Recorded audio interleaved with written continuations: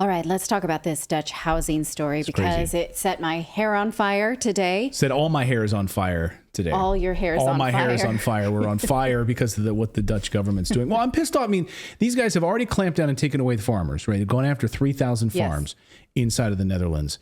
And they've ruined these people's way of life, and they've completely altered the economy in the Netherlands forever by doing it this way. Now they're doing this. Okay, so let me tell you what they're doing, because you're right. They were successful in seizing farms, and now they're going after private homes too. In my mind, this is stealing. It's stealing the equity out of private homeowners right out from under them. So see if you see it this way. Last month, we talked about the European Union gave the Dutch government the right to seize farmland for farmers that raise ruminant animals and farm animals. Now they are seizing property by way of dictating how homes are sold. So you own a house, right? And they are going to tell you who you can sell it to and what price. So the Housing Act allows municipalities to force homeowners to sell their homes only to people who have incomes lower or middle of the road incomes if the home value is less than 355,000 euros. So that would be about $400,000. So if your home is worth that, you cannot sell it for a higher value to people who may be wealthy, right? Which means the price of that home is set. So imagine your home is valued at 300,000. You know now you can only ever make so much equity, and then the investment in your house is capped. They're preventing you from benefiting from market value. Yeah. Everyone else, the wealthy people who are writing these laws, let's be honest, can benefit from appreciation, but not the poorest among us. Yeah, it's capped at that 355,000, right? Which I love. They rounded it up to a 5, not just 350, 355. Right. So anybody above that, rich people can continue to sell if they bought it for 700,000 in a few years. They added a pool, whatever. They could sell it for 1.1 million, and they'd be fine, making all of that additional equity. Totally fine. So we think of let's put even percentages, like 500,000 to $1 million. You can get 50% appreciation if you're wealthy. If you're poor, screw you. You only get this much appreciation. Too bad for you. Right. It's done under the auspices of trying to help lower and middle income folks buy homes, right? Keeping the prices down artificially. This is what they're doing. Artificially suppressing prices in order to make people homeowners, I guess, under this new plan. Right. But a recent study in the Netherlands showed that by preventing investors from buying properties in any given neighborhood, that actually drives up rents. So it's not really helping everybody. Here's a study out of the Netherlands, and it shows that a ban on investors in a neighborhood increases rental prices. So, who are we helping here and who are we hurting? Also, it leads to more gentrification. By the way, we should point out, this is not just the Netherlands. You and I were commiserating offline about this about 2 weeks ago. A similar study was done in the United States. No, this is the same study. Oh, this is the same one? Yeah, it was in the Netherlands. Yeah. Okay, I thought it was in the United States. My bad. So this law is likely to backfire, obviously, because it will increase rents for people who are not buying properties, and it will force people to sell their houses for over 355,000. So okay, we're above this threshold. So any of the houses that are between 250 and 350 will just automatically get bumped up. Anyone below that, so below this 250 threshold, they're the ones who get screwed the most, because most laws that are progressive like this hurt the poorest first. We know this. This is what the data bears out. Now, they're saying that they want to do this for young people to be able to get into their first house, because young people are not able to get into the housing market. And that does seem to be true. Like this young couple here that are in their 20s saying they were on these long waiting lists to get houses before this law. And then now look, like they're rolling out paints on the walls and, go into the Home Depot or whatever the equivalent is in the Netherlands. But if you buy a house that only ever stays at that value, your house is basically just a crappy savings account. Right. Because the home you live in is not a performing asset, right? You're not renting out the home you live in. So you're paying a mortgage, and you are not building cash flow in the way that you would with like an investment property or something else. So instead of it appreciating, where maybe down the line you could pull some equity out and you could actually reinvest it into something else, this would be actually an interesting question. Are they going to be able to pull out any kind of an equity position, like a home equity line of credit, to be able to reinvest that in some kind of another asset if they wanted to? Or is that capped too? Because hypothetically, right? I mean, if the value is over that amount, how would they wouldn't be able to pull out the equity then either, would they? Because now they'd be, I wonder if that gets capped above that 355. Well, like if there's an assessment that the home should be this. Yeah, but they can't tap into that equity because now it's being kept. You're going on a tangent. So I'm going to pull you right back because we don't even know if they have home equity lines of credit in the Netherlands. Okay. I'm just curious. All I'm saying is, but as a savings account, you're right. And now it's just like some sort of, not even a glorified. You're basically renting now from the bank because you can no longer see this as now an appreciating asset.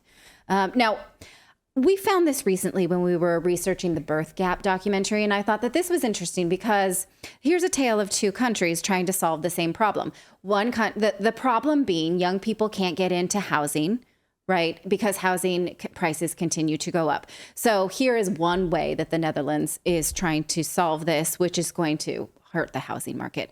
Well, under President Putin in Russia, a law says that women are given a stipend if they have children before the age of 25 in order to encourage population growth and presumably have babies before you're too tired, like I did when I had my second child. I got in the shower with socks on.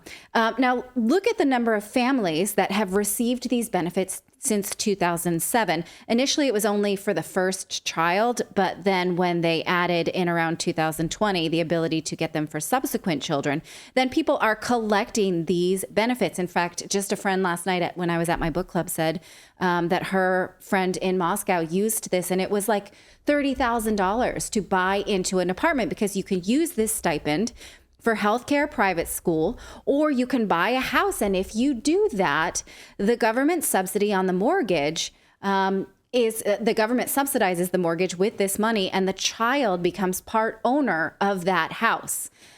So has that worked? Well, it has shown to slow population decline, and according to Statista, rates of residential home ownership have been on the increase in Russia. So this is interesting, right? We're not saying that other countries don't do it better or there are not other solutions, but here is one solution that seems to not be hurting homeowners, right? But in fact, encouraging family home ownership and solving the problem we have in the United States, which is that it costs money to die. So if you pass on that asset, there'll be a tax on it because there's joint ownership with the child now. So it wouldn't cost as much to pass on that asset. But the Dutch government, is saying, oh, but we like the Soviet era way you did things, where we just take assets and distribute them freely, as we see. So they're going to do it that way. If you live in a place that encourages home ownership for young people in a way that does not, in fact, pervert and harm the economy, I would love to hear about it. And we should also point out, I think this is interesting, Blackstone Group. Blackstone Group is a massive investor in the Netherlands. And about last year, maybe they knew something was up because last year they swooped in and bought up billions of dollars of homes inside of the Netherlands. No, I'm just saying, I'm throwing that out there. I wonder why that is. That last year they were sort of... They did it in advance of... They did it in advance of this. Mm-hmm. They own 117,000 homes now in the Netherlands. Why is that? I'm just asking. I'm asking for a friend. Billions of dollars now. $1.8 trillion of euros in real estate, American, according to researchers, investors own. And they now have 117,000 homes throughout Europe. And one of the most the amount that they own is in the Netherlands. I don't know. It's worth putting out there. Yeah. How do they know about this ahead of time? And what was their incentive for buying up all these homes ahead of time? Yeah. Ahead of this little housing grab up. I don't know. I'm just That's very convenient because they won't be able to, no competitive group will be able to do it ever again. And Clayton and I, we have entire channels and products, educational products, books that we've written about real estate investing. We know, and sort of history has proven that the government should not be in the business of housing. They're terrible at it. Usually it ends up, that's why we have an entire term for it called the projects, right? Right. Because these were government projects that turned into slums. We do not want government to interfere with housing markets, even though housing markets do continue to get out of reach. That we agree that that's a problem, and it necessitates creative solutions. And there is that saying: if the government gets involved, the cost goes up and the quality goes down, and that's with anything they touch. Right. Yeah. In fact, here's a quote from Thomas Sowell about socialism. 4 things have almost invariably followed the imposition of controls to keep prices below the level they would reach under supply and demand in a free market. Number 1, increase use of the product or the service whose price is now controlled. So increase use of it. Number 2, reduced supply of the same product or service. And number 3, quality deterioration. And then it's going to wind up on black markets. Now, it'll be interesting to see how housing winds up on the black markets. But number 3, quality deterioration, almost certainly going to happen. What incentive is there for a person to improve their home in order for it to appreciate? They upgraded the kitchen. They did all of this extra work because, you know what, maybe it'll sell at a higher rate when we sell 10 years from now. So deterioration will happen. Reduced supply of the same product or service is also going to happen.